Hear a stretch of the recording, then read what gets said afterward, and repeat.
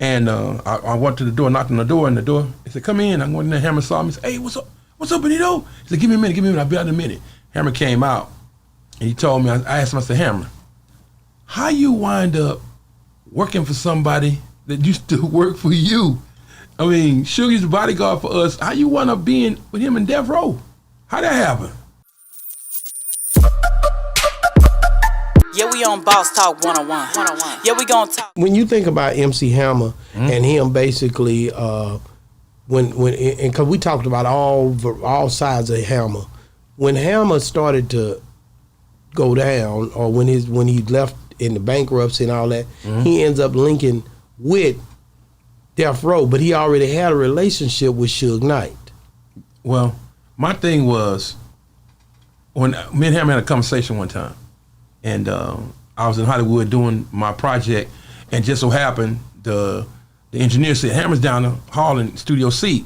He was down with Dog Pound, Daz Corrupt, and Jewel, God rest her soul in peace. And I went to the door, knocked on the door, he said, come in. I went in there, Hammer saw me, he said, hey, what's up, Benito? He said, give me a minute, I'll be out in a minute. Hammer came out, and he told me, I asked him, I said, Hammer, how you wind up working for somebody that used to work for you? I mean, Suge's the bodyguard for us. How you wind up being with him in Deathrow? How'd that happen?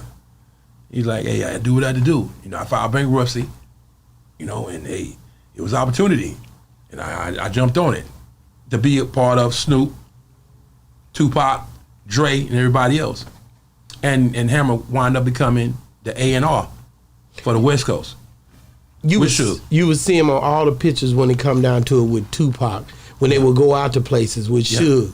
Tupac loved Hammer. And so the reason you saying was because he was his A&R. He would talk and show them how to deal with like interviews, how to deal with different things when it came down to the business side of it. Suge, developing them as an artist. What Deathrow became, Suge always wanted that, but he needed guidance. Not only did Hammer show him a lot of stuff, Hammer's brother Louis Burrell showed him some things too. Cause like I tell you, one time Louis became manager of the year on the Forbes magazine 500, and that was mega for us back then. Especially a black man, and he knew all the ins and outs along with all the other stuff they did or whatever. But he showed them how to be a mega company, along with the other cats that Suge knew. Like I told you, he was over there with Solar Records, with so like I told you, Al Heyman and the rest of them and all those guys from Solar. So he knew he grew up on a good umbrella, learning the business of how to really go. But he was really inspired by Hammer a lot, Hammer taught him a lot with his company.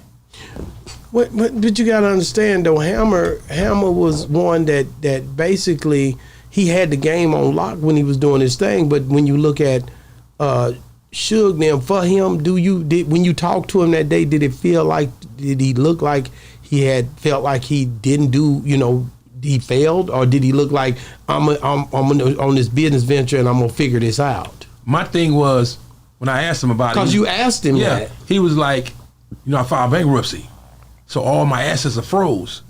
So I got to still take care of my family. They leave me enough. They leave you enough to make enough money, give you enough money, whatever it is, take care of your bills and your family, stuff like that. But he was steady paying out. Hammer had like 17 liens against him.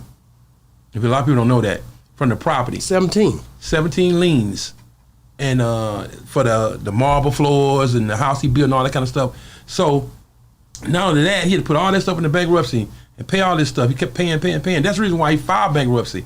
Because he said, man, if I keep on paying all these people suing him right and left for all kind of crazy stuff.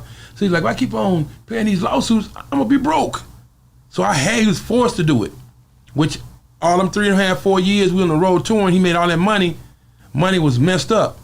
I remember him talking one day with his brother Louis, and he's like, man, Capital talked about $9 million unaccounted for. Where did money go? Well, you bought race horses, you bought race cars, you invested in this, you invested in that, man, that money go fast, man. And I didn't know that money go that fast. I mean, millions, I thought $1 million stretch forever. But them the kind of money problems he had, man. But when he filed bankruptcy, Hammer still had $30 million. Yeah. He put his hands on. But they froze it. For how many ever years he was in bankruptcy. And he had to go underground with it. And it's funny because, like I said, when you look at the demographics of when you look at LA and you look at the demographics and you look at the gangs and all that, and for MC Hammer to bridge that gap and come over and start dealing with all those dudes in LA with a different mindset, because he didn't have a mindset of a gangbanger or nothing like that. He was more so of not only a church boy, a PK. Positive rap. He was more positive rap. For him to be in that group, it just seems kind of... It didn't fit. It didn't fit. It don't fit. Yeah. But I do understand early on he had made a relationship where, so you say Suge was also his security. Yeah, at one time he was. Yes. For us. For you would see Suge, he would come. Yeah, he'd be around us. Yeah, he'd be around us. But was he this gang guy? Was he wearing red all the time? Did he wear red? Was he wearing red all the time? No. All this stuff you see in the movies and all this stuff you done heard about Suge or whatever, he ain't nothing like the dude, wasn't nothing like that. Suge really a cool cat. It was the guys around him that surrounded him that made him like that. Because like when I see the stories, here's another one. Jewel, God rest her soul in peace. She was the best friends with my cousin's baby mama. And we stayed in Ladera Heights, 6771 Spring Parkway, right behind the Ladera Center, right there in the heart, right by the Fox Hill Mall, right there in the Black Beverly Hills, baby. She'd come over all the time. She would tell us stuff that Deathrow was going on in Deathrow inside the unit. And she would tell us some stories about Snoop and Daz and Corrupt and the twins and all them cats. We was like, what? Couldn't believe it. It was like, wow. But we knew Hammer was over there, and Hammer's doing the A&R thing. So, and like that time we got a chance to talk. I said, Ham, what you doing, man? He said, hey, I'm gonna take care of my family. That's what I'm doing right now. I said, I understand that.